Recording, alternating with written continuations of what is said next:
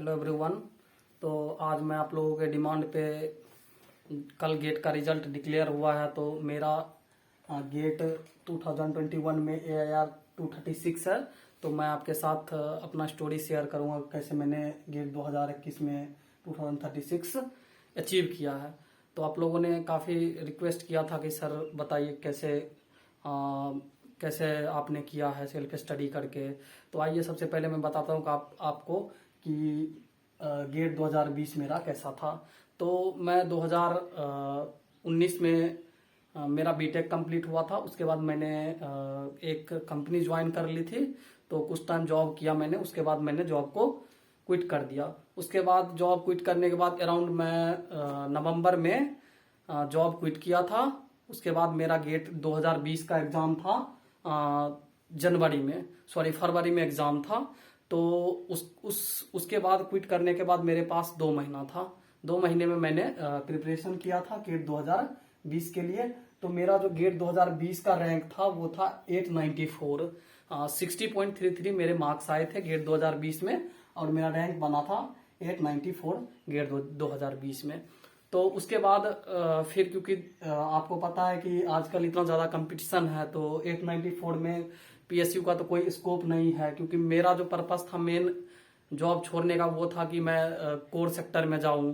क्योंकि मेरा जो कंपनी था वो थोड़ा IT बेस्ड था। तो मैं चाहता था कि मैं कोर फील्ड में वर्क करूं। मेरा इंटरेस्ट थोड़ा टेक्निकल सब्जेक्ट में था। तो मैं फिर सोचा कि गेट ही अच्छा ऑप्शन है इसके लिए। तो मैं फिर गेट का प्रिपरेशन सेल्फ से करने लगा। फिर मैं गेट 2019 के लिए मैंने सोचा कि अब तो इस साल तो नहीं हो पाएगा इससे। तो मैंने गेट 2021 के लिए टारगेट किया और उसके साथ मैंने फिर डिफरेंट PSU का एग्जाम होता है उसका प्रिपरेशन मैंने स्टार्ट कर दिया। तो देखो होता क्या है कि तुमको ना पहले एक टारगेट फिक्स करना होता है कि तुमको करना क्या है। क्योंकि तुम मल्टीपल चीजें लेके एक साथ में नहीं जा सकते हो। क्योंकि गेट का सिलेबस या SSC JEE हो गया, उनका सिलेबस सबका डिफरेंट है। तो तुमको पहले एक गोल सेट करना होगा कि करना क्या है, मतलब किस फील्ड में जाना। क्योंकि देखो गेट में तो क्या है कि पूरा टेक्निकल आता है। बट आप अगर दूसरे एग्जाम की बात करोगे लाइक SSC JEE या और भी एग्जाम होते हैं, स्टेट लेवल का कोई एग्जाम हो गया या किसी PSU का एग्जाम हो गया, तो उसमें नॉन टेक भी आते हैं। लाइक उसके बाद देखो आप लोगों को मैं बता देना चाहता हूँ कि मेरा वाईजैक भी क्लियर हो गया इस साल। मैंने वाईजैक का एग्जाम दिया था।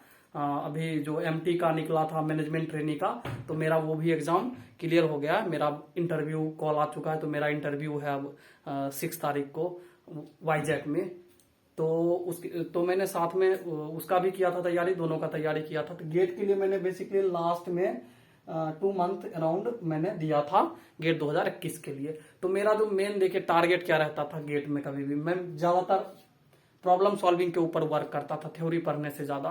क्योंकि क्या होता है कि अगर आप थ्योरी तो आप बार बार पढ़ोगे भूल जाओगे, लेकिन आप अगर मल्टीपल प्रॉब्लम हर तरह के क्वेश्चन हर एक टॉपिक से करते हो तो आपका बेस इतना स्ट्रांग हो जाएगा ना कि आप को थ्योरी याद करने की जरूरत ही नहीं पड़ेगी। आपका कंसेप्ट उसी से डेवलप हो जाएगा हर एक क्वेश्चन का। तो मैंने वही किया था। मैंने ज्यादातर कोशिश, मेरा टारगेट था टेस्ट सीरीज लगाना। मैंने गेट 2021 के लिए बेसिकली नवंबर के बाद से तैयारी शुरुआत की थी। तो आपको देखो मैटर क्या करता है सबसे ज्यादा, आपको कंसिस्टेंट रहना होगा। हार्ड वर्क तो देखो आप लोगों को पता है आजकल कंपटीशन इतना, तो हार्ड वर्क तो चाहिए ही चाहिए। कंसिस्टेंसी, आप जितना पढ़ो रोज पढ़ो, 5 घंटा पढ़ना है रोज पढ़ो, 4 घंटा पढ़ना रोज पढ़ो।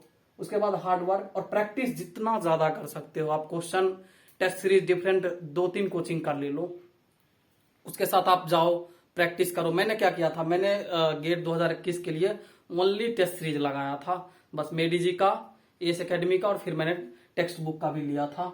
तो मैं इन तीनों को लेके चलता था और ज्यादा मैं प्रॉब्लम सॉल्विंग के ऊपर ही काम करता था। उसके बाद आप अपने हिसाब से शॉर्ट नोट्स भी बना सकते हो। मैं नहीं बनाता हूँ क्योंकि मुझे ज्यादा शॉर्ट नोट्स में इंटरेस्ट नहीं रहता। मुझे पूरा कंप्रिहेंसिव कोर्स पढ़ना ही ज्यादा अच्छा लगता है।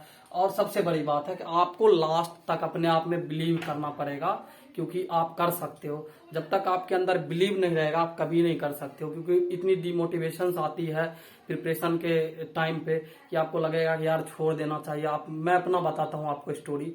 जब मैं कर रहा था प्रिपरेशन, जब मेरा एग्जाम था ना, तो मैं 15 दिन लास्ट 2021 के एग्जाम से पहले 15 दिन मैंने कुछ भी पढ़ाई नहीं की थी, क्योंकि मेरा थोड़ा तबियत बहुत ही डाउन चल रहा था उस समय। तो मैंने ना के बराबर पढ़ाई किया ही नहीं था बिल्कुल ही।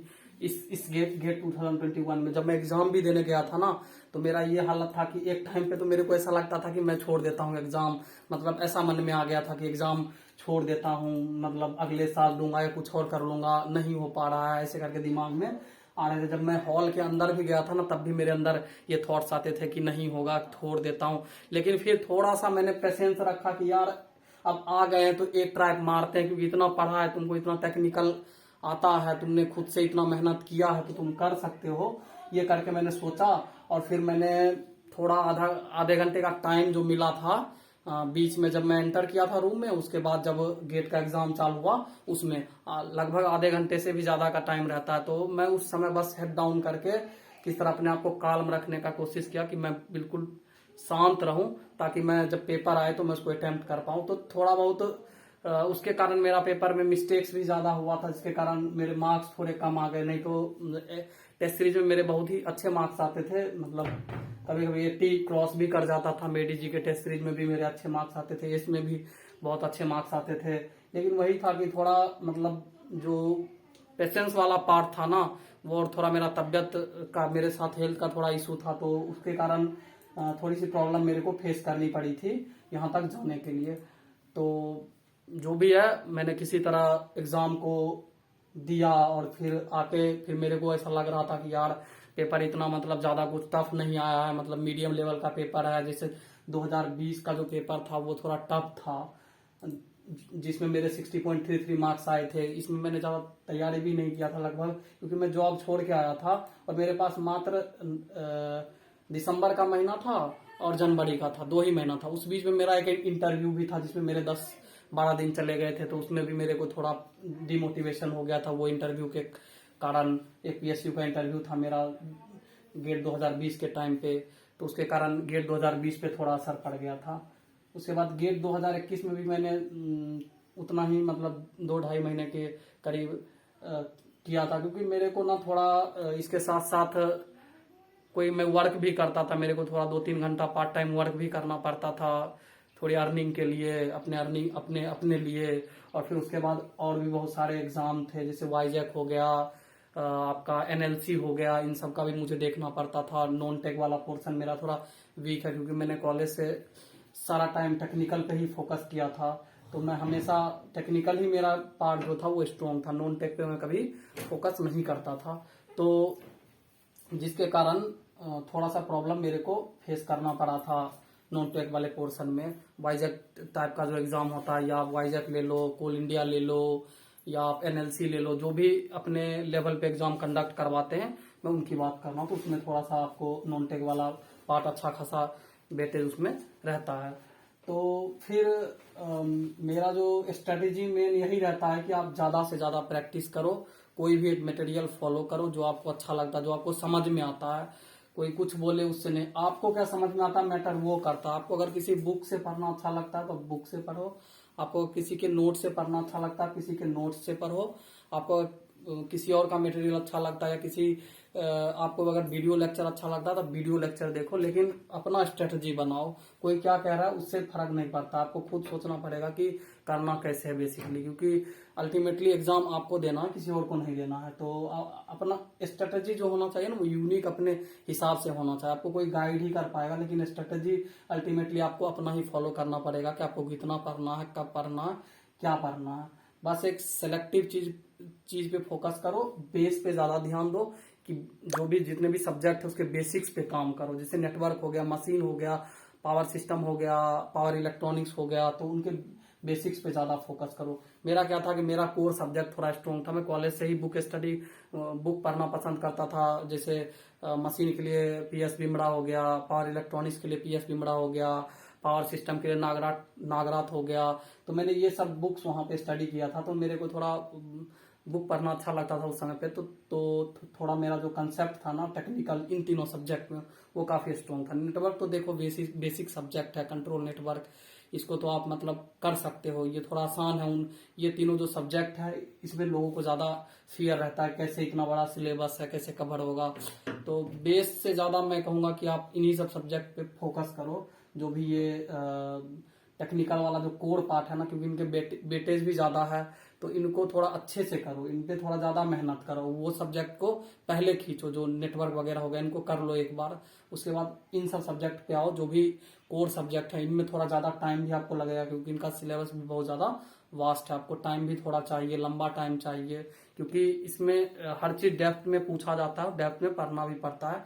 मशीन में गेट का वेटेज, मशीन का जो वेटेज है गेट में वो ज्यादा है, उसके बाद उसको डेप्थ तक पूछा भी जाता है, तो आपको उसको डेप्थ तक पढ़ना पड़ेगा, क्योंकि उसको उसमें अंडरस्टैंडिंग, उसमें जो है ना चीजें कंसेप्चुअल है, कंसेप्ट है उसके अंदर। नेटवर्क में कोई कंसेप्ट नहीं है, कंट्रोल में कोई कंसेप्ट नहीं है, मैथमेटिक्स है। बट मशीन में मैथमेटिक्स कम है, कंसेप्ट ज्यादा है। तो आपको उसमें रीडिंग की हैबिट होनी चाहिए, आपको बुक पढ़ने की या कोई अच्छा सा मटेरियल फॉलो करने की जरूरत पड़ेगी उसमें, या कोई बहुत अच्छा सा वीडियो लेक्चर आपको देखने की जरूरत पड़ेगी जो आपकी कंसेप्ट को एकदम स्ट्रॉन्ग कर दे। तो बेसिक, मैं कहूंगा कि बेसिक पे फोकस करो, उसके बाद प्रैक्टिस जितना ज्यादा कर सकते हो, टेस्ट सीरीज ज्यादा से ज्यादा लगाओ, क्वेश्चन उसी से मैं कहता हूँ लगाओ, प्रीवियस टेस्ट सीरीज या न्यू टेस्ट सीरीज से क्वेश्चन ज्यादा लगाओ।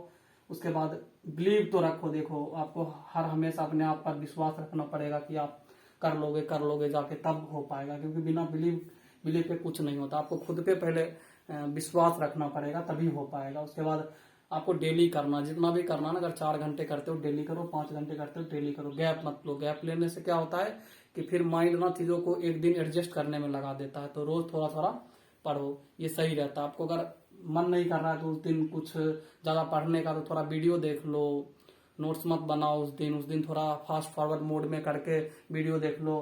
तो मेरे को तो नोट्स ऐसे भी पढ़ना पसंद नहीं था, तो मेरे को कभी मन होता था तो कोई टॉपिक अगर यूट्यूब पे मेरे को जो नहीं आता था, तो यूट्यूब पे मैं सर्च करके ढूंढ के थोड़ा वीडियो देख लेता था कभी कभार, तो उससे मेरे को समझ में आ जाता था। तो यही है कि थोड़ा बस ध्यान दो बेसिक के ऊपर, बाकी हो जाएगा, मतलब इतना कुछ नहीं है, हो जाता है। अब अगर बेसिक्स अच्छा बनाओगे तो आपको अपने आप कॉन्फिडेंस आते जाएगा। जब आप क्वेश्चन करने लगोगे आपको लगेगा कि आप कर सकते हो। तो इस तरह से मेरा थोड़ा गेट का एक्सपीरियंस रहा है कि आपको प्रैक्टिस सबसे ज्यादा चाहिए। जितना ज्यादा क्वेश्चन आप प्रैक्टिस करोगे उतना ज्यादा आप गेट के क्लोज जाओगे। गेट का जो एग्जाम है ना उसको क्रैक करने क्लोज जाओ। क्रैक इन द सेंस कि अच्छे रैंक लाने। क्रैक तो हर कोई कर लेता, वो तो कुछ है नहीं क्रैक करना। मेनली होता है कि स्कोर, मतलब आपका रैंक अच्छा आना चाहिए, टॉप 100, टॉप 200, टॉप 300, मतलब 500 के अंदर, तभी कुछ कोई पीएसयू या एमटेक के लिए जा सकते हो, अदरवाइज तो कोई स्कोप ही नहीं है।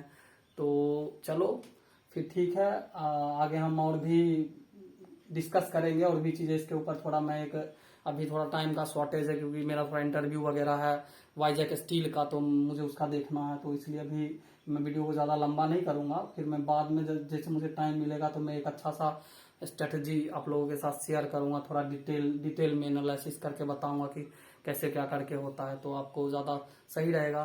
तो चलो फिर मिलते हैं नेक्स्ट वीडियो में। Thank you for watching.